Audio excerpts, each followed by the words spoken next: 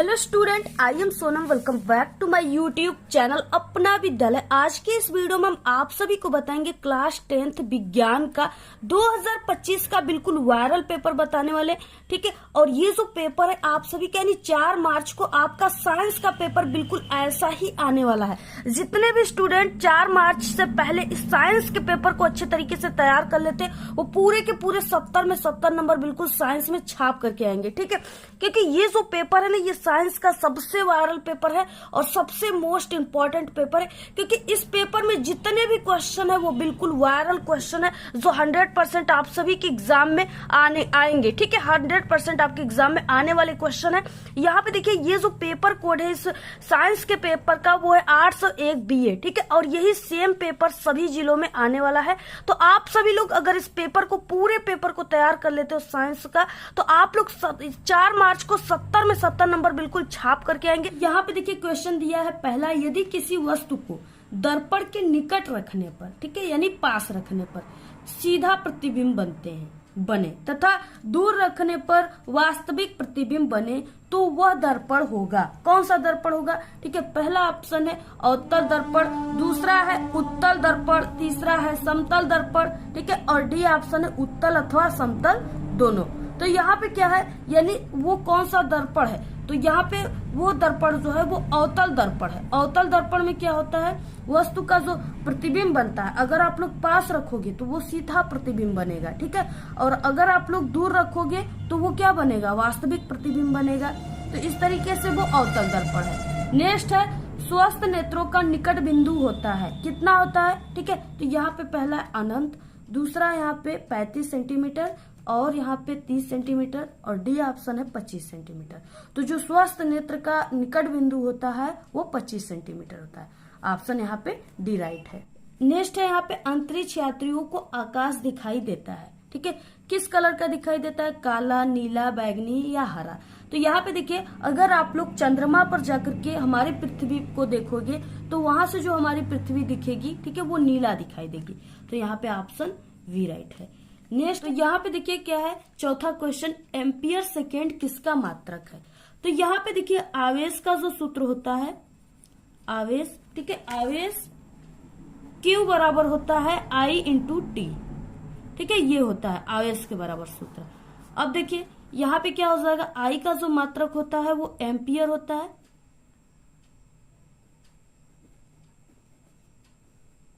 और यहाँ पे समय का मात्रक जो होता है वो सेकेंड होता है।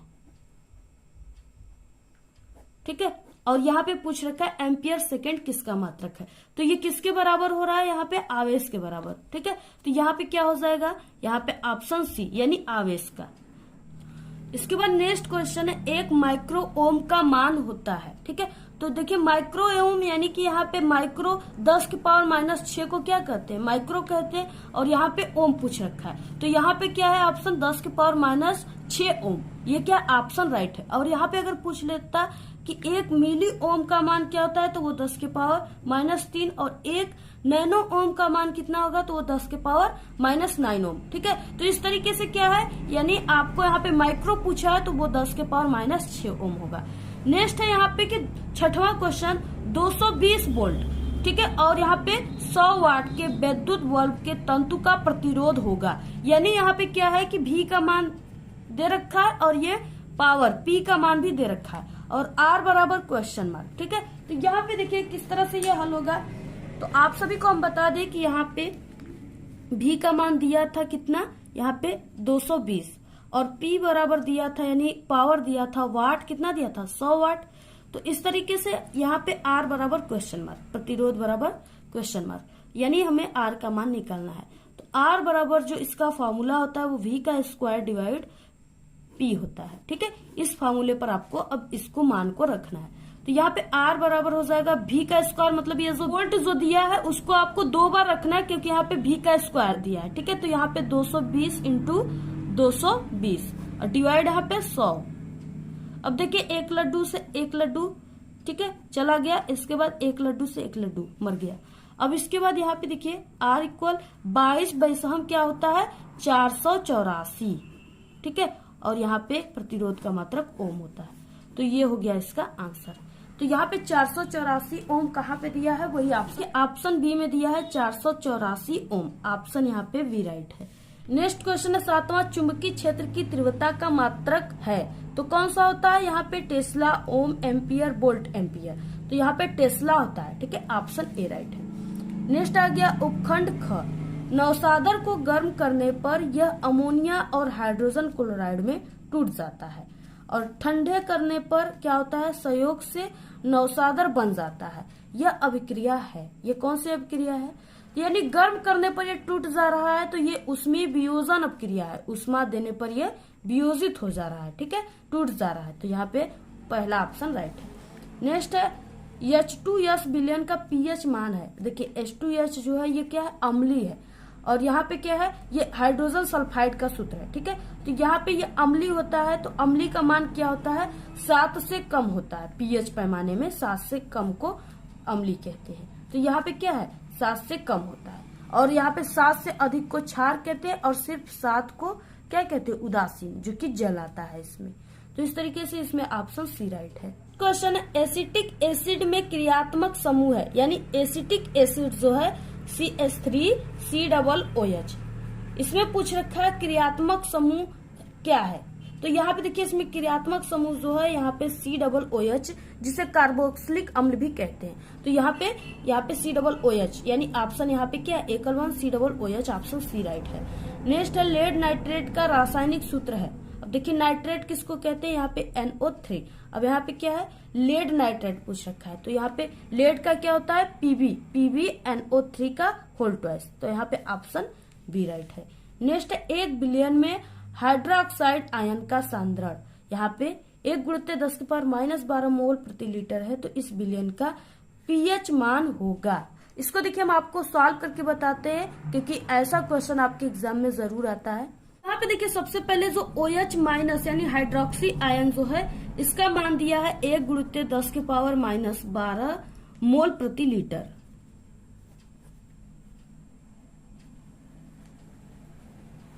ठीक है, मोल प्रति लीटर दिया है।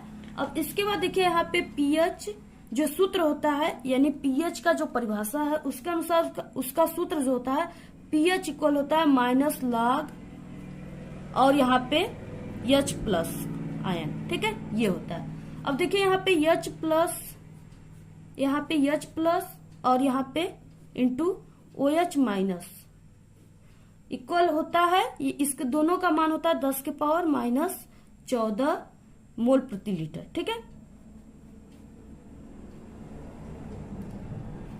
अब यहाँ पे देखिए हमें H+ आयन की सांद्रता तो नहीं पता, लेकिन OH- की सांद्रता पता है, दिया है, ठीक है। तो यहाँ पे हो जाएगा OH-, तो OH- की सांद्रता हमने ऊपर आप सभी को बताया कि 1×10⁻12 मोल, ठीक है, प्रति लीटर ये दिया हुआ है। तो इसको हम यहाँ पे रख देंगे यहाँ पे, ठीक है, OH- के प्लेस पे। तो यहाँ पे हो जाएगा H+, यहाँ पे इंटू, यहाँ पे क्या रखेंगे, OH- के प्लेस पे ये मान को रख देंगे यहाँ पे हम।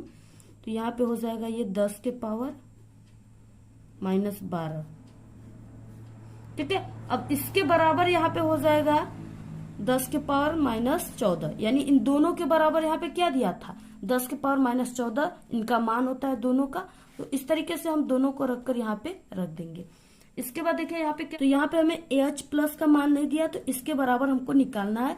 तो ये यहाँ पे क्या है, ये यहाँ पे इंटू में है और इसके बटे में जाएगा तो ये किस में हो जाएगा, भाग में। तो यहाँ पे हो जाएगा 10⁻14 और बटे 10⁻12, ठीक है, इतना हो गया। अब इसके बराबर यहाँ पे क्या हो जाएगा, फिर से H+ इक्वल यहाँ पे 10⁻2, ठीक है, मोल प्रति लीटर, क्योंकि ये क्या है ऊपर जाएगा, ठीक है। तो ये क्या हो जाएगा 10⁻, यहाँ पे +12 और यहाँ पे 10⁻, H+ इक्वल हो जाएगा 10⁻-2 मोल लीटर। किस तरह से, यहाँ पे देखिए क्या है 10⁻-12 है, ये ऊपर जाएगा तो ये 10⁻, सिर्फ 12 हो जाएगा। अब देखिए, अब यहाँ पे 10⁻-14 में से यहाँ पे 10⁻, सिर्फ 12 यानी प्लस जाएगा, तो यहाँ पे -2 ही बचेगा, ठीक है। तो इस तरीके से यहाँ पे H+ इक्वल हो जाएगा 10⁻-2 मोल प्रति लीटर, ठीक है। इसके बाद यहाँ पे हमें पीएच बराबर निकालना है। तो पी एच इक्वल हो जाएगा, पहले फार्मूले में हमने आपको जो बताया है, log एच प्लस। अब देखिए एच प्लस का मान निकल गया, अब इसके प्लेस पे हम इसको 10 की पावर -2 को रख देंगे। ठीक है, तो यहाँ पे हो जाएगा पी एच इक्वल लॉग और यहाँ पे 10 के पावर -2। ठीक है, इसके बाद यहाँ पे हो जाएगा पी एच इक्वल, अब देखिए, अब यहाँ पे देखिए इसको हम 10 के पावर -2 को यानी सिर्फ यहाँ पे -2 लिखेंगे क्योंकि log 10 से, ठीक है, यहाँ पे -2 ही लिखाएगा। तो यहाँ पे क्या हो जाएगा, यहाँ पे माइनस पहले से ही है। ठीक है, तो यहाँ पे माइनस और यहाँ पे -2 log 10। अब देखिए यहाँ पे क्या हो जाएगा, P H equal minus minus plus हो जाएंगे +2 और इसके बाद यहाँ पे log 10। ठीक है, और यहाँ पे log 10 यहाँ पे भी दिया हुआ है। तो यहाँ पे log 10 का जो मान होता है वो कितना होता है, 1 होता है। तो यहाँ पे हो जाएगा पी एच इक्वल, ठीक है, यहाँ पी एच इक्वल क्या हो जाएगा, +1 और इसमें यानी यहाँ पे कुछ भी नहीं बचा, इसका मान पूरा 1 हो गया। तो यहाँ पे क्या हो जाएगा, पी एच इक्वल क्या हो जाएगा, 2 मोल प्रति लीटर।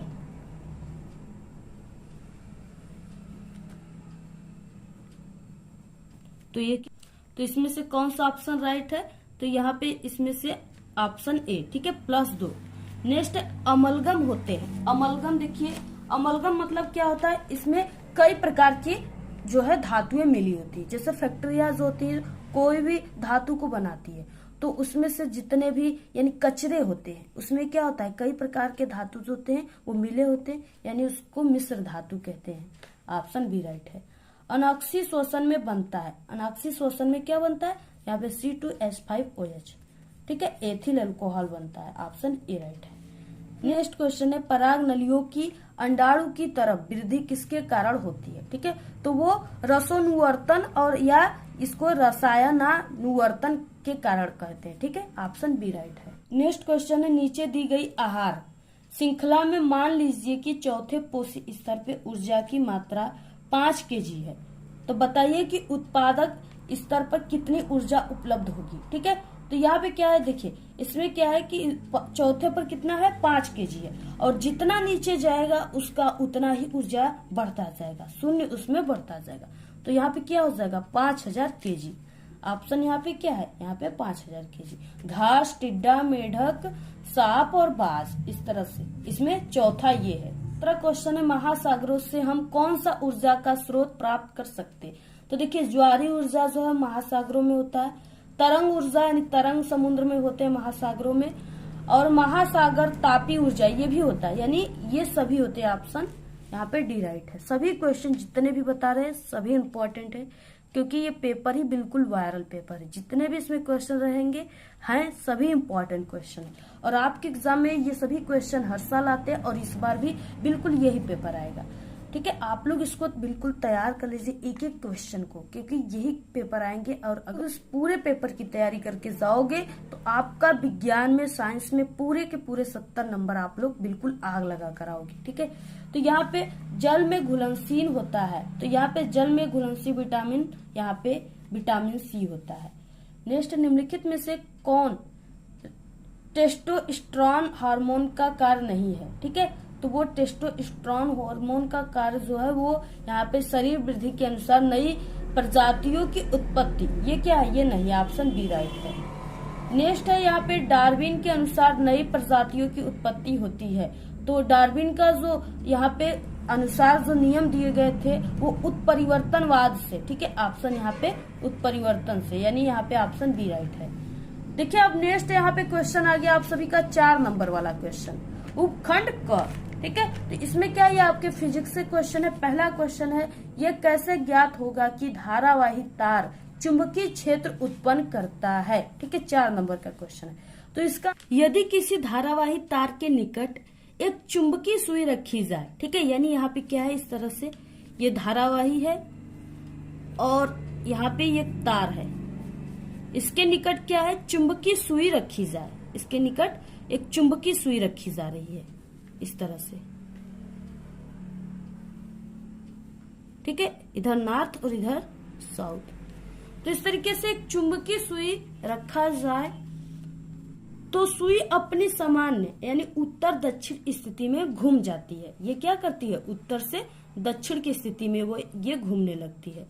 ठीक है, इस तरीके से ऐसे जाती है और इधर ऐसे जाती है, घूमने लगती है। अब क्या होता है, इसी प्रकार यदि धारावाही तार के समांतर दूसरा धारावाही तार जो गति के लिए स्वतंत्र हो, बिल्कुल घूमने के लिए स्वतंत्र हो, अपने स्थान पे रखा जाए तो वो दूसरा धारावाही तार अपने स्थान से हट जाता है। वो क्या होता है, हट जाता है।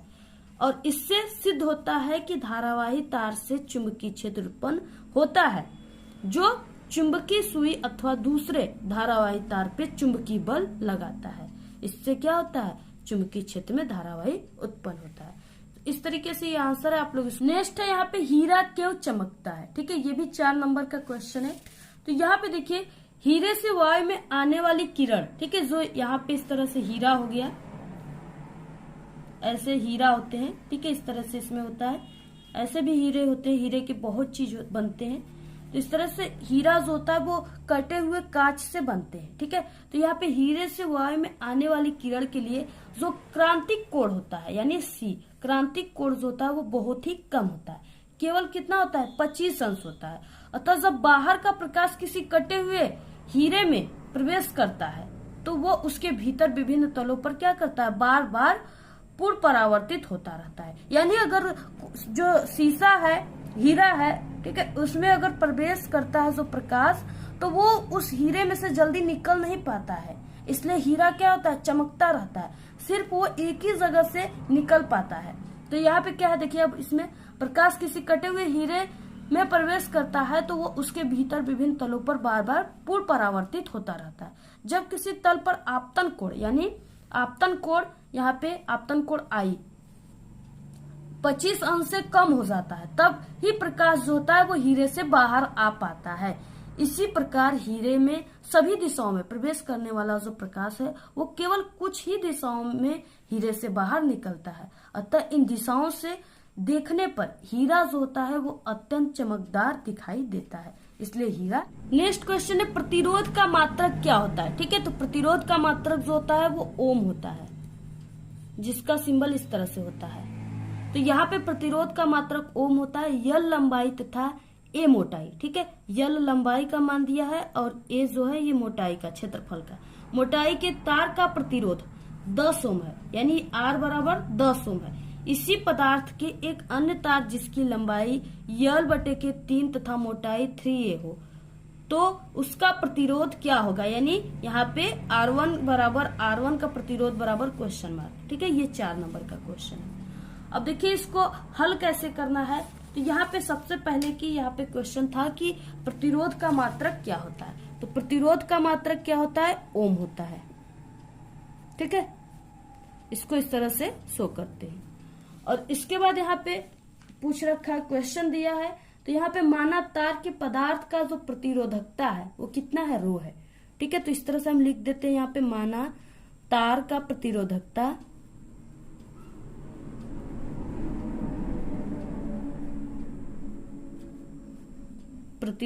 कितना दिया है, रो।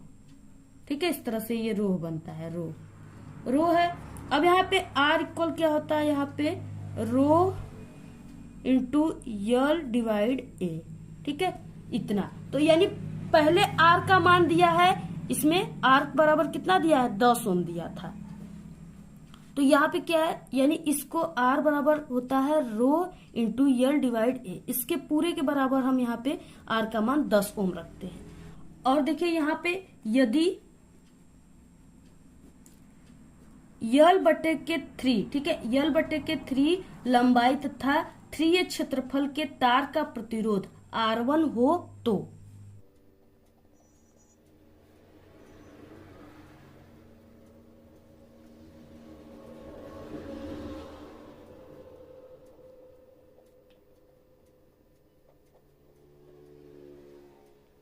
यदि L/3 लंबाई तथा 3a क्षेत्रफल के तार का प्रतिरोध कितना हो, R1 हो तब। तो यहाँ पे सूत्र हो जाएगा R1 इक्वल यहाँ पे हो जाएगा रो इंटू L1, ठीक है, डिवाइड यहाँ पे A1। इस तरीके से हो गया। अब देखिए यहाँ पे क्या हो जाएगा, यहाँ पे रो इक्वल, अब यहाँ पे L1 का मान कितना दिया है यानी R1 है, तो R1 में जो L1 का मान है वो L बटे के 3 है, तो यहाँ पे आपको रख देना है L और बटे के 3। और यहाँ पे बटे में क्या है, तो बटे में इसके 3A है, यानी A1 का मान, इसमें L1 का मान ये था तो A1 का मान 3A है, तो यहाँ पे 3A हो गया। ठीक है, इस तरीके से। अब यहाँ पे देखिए क्या हो जाएगा, R1 इक्वल क्या हो जाएगा, यहाँ पे देखिए L बटे के 3 और इसको यहाँ पे किस तरीके से लिखेंगे हम 3A। अब इसके बटे कुछ नहीं है तो यहाँ पे हम 1 मान लेते हैं। ठीक है, और इसके बाद यहाँ पे देखिए क्या हो जाएगा, और यहाँ पे ये रो है, तो यहाँ पे क्या हो जाएगा R1 इक्वल यहाँ पे रो इंटू L बटे के 3, और यहाँ पे ये क्या हो जाता है 75 होने के बाद ये पलट जाता है, यानी 1 ऊपर चला जाएगा 3A नीचे, तो यहाँ पे इंटू 1 डिवाइड 3A। ठीक है, अब इसका देखिए इसमें करेंगे तो यहाँ पे L1 आएगा और इसका इसमें गुणा करेंगे तो यहाँ पे 9 हो जाएगा, 3 3 9A। तो यहाँ पे क्या हो जाएगा, नेक्स्ट स्टेप में R1 इक्वल रो इंटू यहाँ पे L, ठीक है, बटे के यहाँ। तो यहाँ पे देखिए पहले सूत्र में हमने आप सभी को क्या बताया, यहाँ पे R1 जो है यानी R इक्वल क्या हो जाएगा, होता है रो, ठीक है, और यहाँ पे इंटू L बटे के A। अब इस यहाँ पे रो, ठीक है, यानी R बराबर रो L बटे के A को क्या कहते हैं, इसके प्लेस पे क्या लिखेंगे, तो यहाँ पे इसके प्लेस पे R होता है। ठीक है, रो इंटू L बटे के A को R कहेंगे, और इस R का मान जो है यहाँ पे 10 ओम दिया हुआ है, तो यहाँ पे अब आपको इसको रख देना ऐसे करके, यानी इसके पूरे में बराबर आप सभी को क्या रखना है, R का मान कितना है 10 है। ठीक है, तो आपको यहाँ पे 10 ओम रखना है, तो यहाँ पे हो जाएगा R1 इक्वल 10 बटे के 9 ओम। ठीक है, ये क्या है, इसका आंसर है। इस तरीके से आप सभी को पूरा ऐसे ही लगा। नेक्स्ट क्वेश्चन है, समरूप चुंबकीय क्षेत्र में किसी धारावाही चालक पर लगने वाले बल की व्याख्या कीजिए। चालक पर लगने वाले बल की दिशा किस नियम से ज्ञात की जाती है, स्पष्ट एवं सचित्र वर्णन करिए। ठीक है, आपको सचित्र वर्णन करना है, ये 6 नंबर का क्वेश्चन है। तो यहाँ पे देखिए किस तरह से अब इसको हल करना है। तो यहाँ पे देखिए चुंबकीय क्षेत्र में धारावाही चालक पर लगने वाला बल, धारावाही चालक के कारण चुंबकीय क्षेत्र उत्पन्न होता है। अतः जब एक धारावाही चालक को एक बाह्य चुंबकीय क्षेत्र में रखा जाता है, ठीक है, तो धारावाही चालक के चुंबकीय क्षेत्र और बाह्य चुंबकीय क्षेत्र के बीच पारस्परिक क्रिया होती है। इसके परिणाम स्वरूप चालक पर एक बल कार्य करता है। यह बल बाह्य चुंबकीय क्षेत्र के परिणाम, दिशा, चालक में प्रवाहित धारा और चालक की लंबाई पर निर्भर करता है।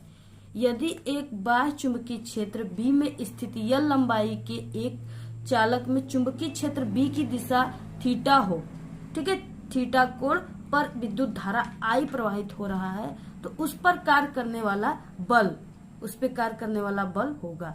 अब देखिए ये जो है, ठीक है, ये आप सभी के यानी कि जो फ्लेमिंग के बाएं हाथ के नियम, ठीक है, बाएं हस्त के नियम से ज्ञात होगा। इस तरीके से, ठीक है, इस तरीके से फ्लेमिंग के बाएं हस्त का नियम है। और ये जो अंगूठा है, ठीक है, ये क्या है, ये बल को दिखा रही है, और इसके बाद ये जो अंगुलियां है ये किसको दिखा रही है, चुंबकीय क्षेत्र को। और ये जो तर्जनी है आई, ये क्या है, ये किसको दिखा रही है, तो ये धन आवेश का वेग अथवा विद्युत धारा की दिशा को दिखाई दे रही है। ठीक है, शो कर रही है। तो इस तरीके से आपको ये वाला फ्लेमिंग के ये वाले, ठीक है, बाएं हाथ के नियम को आपको बना लेना है इस तरीके से चित्र के साथ। उसके बाद इसको लिखना है। अब देखिए इसमें पूछ रखा है, यहाँ पे इसमें सूत्र जो है यानी उस पर कार्य करने वाला बल आपको ज्ञात करना है। तो यहाँ पे सूत्र क्या हो जाएगा, यहाँ पे बल F जो है वो प्रोपोर्शनल, ठीक है, यहाँ पे किसके हो जाएगा, B के, यानी चुंबकीय क्षेत्र के अनुक्रमानुपाती होता है। और यहाँ पे बल जो है, ठीक है, वो किसके, और यहाँ पे बल जो है वो I के अनुक्रमानुपाती होता है। और बल जो है वो किसके अनुक्रमानुपाती है, इसमें L के, ठीक है, यानी तार के लंबाई के अनुक्रमानुपाती होता है। और यहाँ पे बल जो है वो प्रोपोर्शनल टू किसके होता है, साइन थीटा। अब इसको क्या है, आपको मिलाकर लिखना है। ठीक है, जब इसको हम मिलाकर लिखेंगे तो ये मिला के लिखने पर क्या हो जाएगा, यहाँ पे F प्रोपोर्शनल ठीक है। यहाँ पे b इंटू आई इंटू यल साइन थीटा, ठीक है। अब यहाँ पे देखिए यफ बराबर क्या हो जाएगा, यहाँ पे हम इस प्रोपोर्शनल को हटाने के बाद यहाँ पे एक कॉन्सोनेंट मानेंगे, तो यहाँ पे यफ बराबर के B I L sine theta, ठीक है। देखिए हम b बराबर निकालेंगे, ठीक है। तो b अपने जगह पर है और यहाँ पे जो ये के आई एल साइन थीटा है ये सब f के बटे में हो जाएंगे, ठीक है। तो यहाँ पे क्या हो जाएगा, यहाँ पे f इक्वल यानी यहाँ पे b हो गया और इसके बटे ये सब हो जाएंगे, ठीक है। ये सब क्या है, यानी यहाँ पे इसके बटे हो जाएगा आई एल साइन थीटा, ये के नहीं रहेगा, ठीक है। अब यहाँ पे देखिए यानी इसको b बराबर हम क्या लिख सकते हैं, यफ, अब बटे के यहाँ पे क्या हो जाएगा आई एल साइन थीटा। यहाँ पे देखिए यल बराबर 1 हो जाएगा, ठीक है। आई बराबर 1 एम्पियर हो जाएगा और थीटा बराबर 90 अंश हो जाएगा। तो यहाँ पे क्या हो जाएगा, अब यफ बराबर 1 न्यूटन, ठीक है, और बी बराबर 1 का मात्रक होगा, यहाँ पे पूछ रखा है। तो b का मात्रक यहाँ पे आपको लिखना है, यानी b बराबर क्या हो जाएगा, यफ का मान जो होगा वो क्या होता है, न्यूटन होता है इसका मात्रक, बल का मात्रक, और जो यहाँ पे I है इसका मात्रक एम्पियर होता है और यल जो है इसका मीटर होता है, और यहाँ पे साइन थीटा का मात्रक नहीं होता है। तो यहाँ पे क्या हो जाएगा, यहाँ पे न्यूटन और बटे में यहाँ पे एम्पियर इंटू यहाँ पे यल का मीटर, ठीक है। तो यहाँ पे b बराबर क्या हो जाएगा, यानी b का चुंबकीय क्षेत्र का जो मात्रक होगा वो क्या हो जाएगा, यहाँ पे न्यूटन और यहाँ पे, ठीक है, एम्पियर, एम्पियर पे -1, इस तरह से हम लिख सकते हैं, इंटू यहाँ पे मीटर पे -1, क्योंकि ये ऊपर आ गया। तो ये क्या है, इसका मात्रक होता है। इस तरीके से आप लोग ऐसे ही आप लोग इसको लिखिएगा और साथ ही आप लोग इसका मात्रक भी जरूर लिखिएगा, ठीक है। और एक इसका मात्रक होता है वेबर और यहाँ पे मीटर का स्क्वायर, ये भी होता है, ठीक है, कभी कभी इसको लिखा जाता है। तो देखिए आप सभी लोग इस क्वेश्चन के आंसर को लिखिए, इसमें अथवा दिया है, ठीक है। 6 नंबर में आप लोग इस क्वेश्चन को, सवाल को लिखिए, न्यूमेरिकल को हल कीजिए। तो 5 सेमी लंबाई की एक वस्तु को 20 सेमी फोकस दूरी के एक उत्तल लेंस के केंद्र से 30 सेमी दूरी पर रखा जाता है, तो प्रतिबिंब की स्थिति और आकार ज्ञात करना है। 6 नंबर का क्वेश्चन है, दोनों में से आपको किसी एक को ही करना है। आप लोग ये वाला कीजिए या यहाँ पे आप लोग जो सवाल दिया इसको हल कीजिए। तो इसको भी हम आप सभी को हल करके यहाँ पे बता देते हैं। तो यहाँ पे देखिए 5 सेमी लंबाई की एक वस्तु, यानी यहाँ पे जो वस्तु है उसकी लंबाई कितना दिया है, 5 सेमी, ठीक है। तो आई इक्वल कितना हो गया, यहाँ पे 5। तो यहाँ पे ऑब्जेक्ट, ठीक है, वस्तु को ऑब्जेक्ट कहते हैं। तो ऑब्जेक्ट यानी वस्तु की जो यहाँ पे लंबाई दिया है वो 5 सेमी दिया हुआ है। और इसके बाद इसमें क्या है, यहाँ पे एक वस्तु को 20 सेमी फोकस दूरी, यानी यहाँ पे फोकस दूरी का भी मान दिया है। तो यहाँ पे एफ इक्वल क्या हो जाएगा, 20 सेमी। और उसके बाद यहाँ पे दूरी कितना दिया है, दूरी के एक उत्तल लेंस के केंद्र से, यानी यहाँ पे 30 सेमी इसकी दूरी दिया है। तो यहाँ पे u बराबर -30 सेमी, क्योंकि ये उत्तल लेंस है।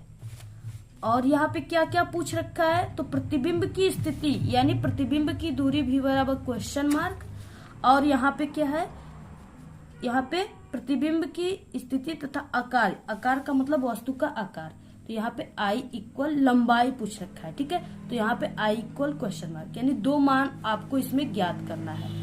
अब देखिए इसमें किस तरह से, देखिए जैसे हम आपको बता रहे हैं ऐसे आपको कोई भी नहीं बताएगा, बहुत ही सरल तरीके से बता रहे। कोई भी क्वेश्चन है सबसे पहले जो मान दिया है, ठीक है, उसको आपको लिखना है। अगर वैसे आप लोग लिख देते हो तो वहां से आपका फॉर्मूला अपने आप निकल जाएगा, ठीक है। तो यहाँ पे देखिए ये लेंस के सूत्र से हल होगा। तो लेंस का जो फॉर्मूला होता है वो क्या होता है, 1/f बराबर 1/v माइनस 1/u। अब इसी पर आपको हल करना है, ठीक है। इस पर हम रखते हैं। तो यहाँ पे 1/f यानी 20 दिया है f का मान, और यहाँ पे बराबर 1/v माइनस, ठीक है, इसका मान दिया है यहाँ पे -30। अब देखिए इसको हम हल करते हैं तो यहाँ पे क्या हो जाएगा 1/20 और बराबर यहाँ पे 1/20 प्लस 1/30, क्योंकि ये माइनस यहाँ पे भी दिया है और माइनस इसमें के साथ भी दिया है, तो ये माइनस माइनस प्लस हो जाएंगे, तो यहाँ पे 1/30 हो जाएगा। अब देखिए क्या हो जाएगा यहाँ पे, अब यहाँ पे देखिए 1/20 और ये जो प्लस में 1/30 है ये बराबर के इधर जाएगा, तो ये माइनस 1/30 हो जाएगा। ठीक है, बराबर 1/v। अब देखिए यहाँ पे क्या हो जाएगा, हमें 1/v का मान लिखना है, तो आप लोग इसको इस तरह से भी लिख सकते हैं 1/v और यहाँ पे 1/20 माइनस 1/30, ऐसे भी आप लोग इसको लिख सकते हो। ठीक है, तो यहाँ पे देखिए क्या हो जाएगा, इसका हम इस तरह से एलसीएम लेंगे। ठीक है, तो वो कितना लेंगे 60, यानी इसके एलसीएम कितना लिए 60। ठीक है, यानी इस दोनों अंक से ये 60 जो है कटना चाहिए, तो 20 के 20, 20 दूना 40, 20 तिहाई 60, तो यहाँ पे हो गया 3। ठीक है, और यहाँ पे क्या है 30 के 30, 30 दूना 60, यानी यहाँ पे माइनस है तो -2। ठीक है, तो यहाँ पे कितना हो जाएगा 1/v इक्वल कितना हो जाएगा, यहाँ पे 3 में से -2 गया तो 1 और बटे के 60, तो यहाँ पे v बराबर क्या हो जाएगा, यहाँ पे 60 सेमी। ठीक है, तो ये क्या हो गया, इसका आंसर हो गया 60 सेमी v बराबर। अभी तो v का मान आया है, इसके बाद अभी हमको i का मान निकालना है, तो यहाँ पे आप लोग इस तरह से, ठीक है, इसका स्क्रीनशॉट लीजिए, इसी तरह से यह होगा। इस तरह से जो हमारा 60 आया है, ठीक है, यानी कि प्रतिबिंब लेंस की दूसरी ओर 60 सेमी की दूरी पर बनेगा। ठीक है, और इसके बाद देखिए यहाँ पे अब क्या होता है, वस्तु के यानी कि जो लंबाई निकालने का सूत्र होता है इक्वल यहाँ पे v/u। ठीक है, ये आवर्धन का सूत्र होता है, इससे अब हम आपको लंबाई किस तरह से निकालेंगे इसको दिखाएंगे। तो यहाँ पे i बटे के o का मान दिया था 5 सेमी, तो आपको 5 लिखना है बराबर, यहाँ पे v का मान अभी हमने निकाला है v बराबर 60, तो आप सभी को यहाँ पे 60, और वस्तु का दूरी तो दिया ही था -30, तो इस तरह से आपको माइनस में लिख देना है। अब देखिए यहाँ पे i इक्वल 5 बटे के यहाँ पे कितना हो जाएगा, ये 30 से 60 कट गया, तो यहाँ पे कितना आ गया, यहाँ पे -2 आ गया। ठीक है, क्योंकि ये 2 बार में कटा है, तो यहाँ पे -2, तो इस तरह से -2 हो गया। और यहाँ पे अब यहाँ पे देखिए i इक्वल क्या हो जाएगा, यानी यहाँ पे i बटे के 5, ये क्या है i बटे के 5 जो है बराबर कितना आ गया, यहाँ पे -2। अब इसका यानी 5 का इसमें क्या हो जाएगा, गुणा हो जाएगा, तो यहाँ पे i बराबर क्या हो जाएगा -10, i इक्वल क्या हो जाएगा -10। अब इसका जो मात्रक होता है वो भी सेमी में आएगा, तो यहाँ पे सेमी। यहाँ पे वस्तु की लंबाई यानी प्रतिबिंब की लंबाई i इक्वल यहाँ पे -10 सेमी है। ठीक है, यानी प्रतिबिंब माइनस का मतलब क्या है कि प्रतिबिंब जो हमारा बनेगा वो क्या बनेगा, उल्टा बनेगा। क्या बनेगा, उल्टा। ठीक है, प्रतिबिंब उल्टा 10 सेमी ऊंचा बनेगा, ऊंचा होगा। ठीक है, इस तरह से आपको क्या करना है, इसको पूरे को लिखना है, ये इसका आंसर हो गया। अब देखिए नेक्स्ट उपखंड ख से 25वां क्वेश्चन, सूचक क्या है। एक उदाहरण की सहायता से अम्ल क्षार सूचकों की अम्लीय तथा क्षारीय माध्यम में रंग परिवर्तन को स्पष्ट कीजिए। देखिए जो सूचक होता है यानी कि ये क्या करता है, रंग बदलने की सूचना देता है, उसी को सूचक कहते हैं। ठीक है, इसको हमने पहले से ही बता चुका अभी कल ही, तो आप लोग साइंस के प्लेलिस्ट में या हमारे चैनल पे विजिट करके आप लोग इस क्वेश्चन के आंसर को देख लीजिए। ये 4 नंबर का क्वेश्चन है। ठीक है, नेक्स्ट है यहाँ पे समझाइए कि क्यों सिल्वर नाइट्रेट के विलयन में कॉपर का तार डालने पर, ठीक है, विलयन का रंग होता है वो नीला हो जाता है, AgNO3। ठीक है, इसमें ये बोल रहा है सिल्वर नाइट्रेट, तो आप सभी को इसको हल करना बहुत ही अच्छा है। नेक्स्ट है यहाँ पे साबुन क्या है, साबुन बनने की किसी एक विधि का वर्णन कीजिए। ठीक है, तो ये पोटेशियम हाइड्रोक्साइड या यहाँ पे सोडियम हाइड्रोक्साइड के जो अम्लीय विलयन यानी अम्लीय होता है CH3COOH, इससे क्रिया कराने पर साबुन बनता है। बहुत ही सरल है, हमने बहुत ही अच्छे तरीके से बताया है, और इस पूरे साबुन बनने की प्रक्रिया को साबुनीकरण कहते हैं। तो आप लोग इसका आंसर जाकर के देख लीजिएगा चैनल पे। ठीक है, प्लेलिस्ट में आप लोग देख लीजिएगा, सभी क्वेश्चन उसी में हम बताए हैं। नेक्स्ट है मेंडलीव की प्रारंभिक आवर्त सारणी के दोष बताइए और इसका निवारण मेंडलीव की संशोधित आवर्त सारणी में किस प्रकार किया गया है। 6 नंबर का क्वेश्चन है। इसका भी आंसर हमने आपको बताया पहले से, और क्योंकि ये वीडियो काफी लंबी हो जाएगी इसलिए हम इसमें आपको नहीं इसका आंसर बता पाएंगे। नेक्स्ट 28, पोषण क्या है, पोषण की आवश्यकता क्यों पड़ती है, हमें वन एवं वन जीव का संरक्षण क्यों करना चाहिए, ये भी हमने, ठीक है, 2 दिन हो रहे हैं, इसका आंसर हमने बताया, आप लोग इसको लिख लीजिएगा। वहां से 4 नंबर का है, जीवाश्म क्या है, ये कैसे बनते हैं, ये भी क्वेश्चन का आंसर हमने बताए हैं, ठीक है, अभी कल ही बताया, आप लोग इसको भी जाकर देख लीजिएगा, बहुत इंपॉर्टेंट है। जितने भी ऐसे क्वेश्चन है ना, वेरी इंपॉर्टेंट है, हर साल आने वाले आपके बोर्ड एग्जाम में क्वेश्चन है। निषेचन किसे कहते हैं, द्विनिषेचन यानी डबल फर्टिलाइजेशन, ठीक है, एवं निषेचन नो प्रांत यानी निषेचन होने के बाद पुष्प में होने वाले परिवर्तन को समझाइए। तो यानी निषेचन किस तरह से होता है, ठीक है, तो वो जो फूल पुष्प होते हैं उसमें क्या होता है, परागकोश में परागकण पाए जाते हैं और जो भी भौरा उस पे आता है जैसे उसमें बैठ जाता है तो उसके पैरों में छोटे छोटे, ठीक है, जो परागकण है वो चिपक जाते हैं, तो वो नर से मादा में चले जाते हैं जिससे निषेचन की प्रक्रिया हो जाता है। और देखिए निषेचन के पश्चात जो फूल में परिवर्तन होता है वो क्या हो जाता है, यानी उसमें अंडाशय हो जाता है, ठीक है, अंडाशय बन जाता है, बीज उत्पन्न हो जाते हैं, तो इस तरह से उसमें यही परिवर्तन होते हैं।